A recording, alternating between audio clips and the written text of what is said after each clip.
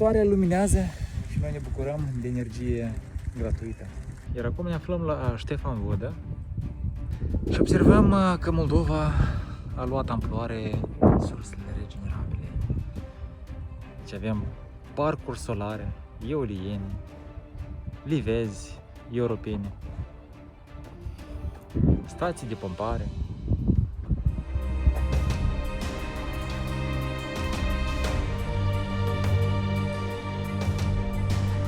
Azi pornim stații de pompare de la Ștefan Vodă. Modificări sunt în Moldova.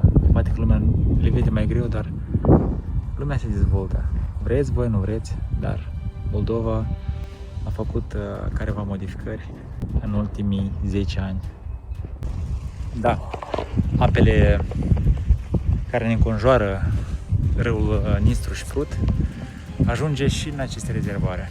Datorită energiei solare și a energiei eoliene avem consum foarte mic de energie electrică. Deci când te afli la o stație de așa fel, simți că oamenii au luat o altă întorsătură în viață și sper că această întorsătură să fie una pozitivă pentru Moldova.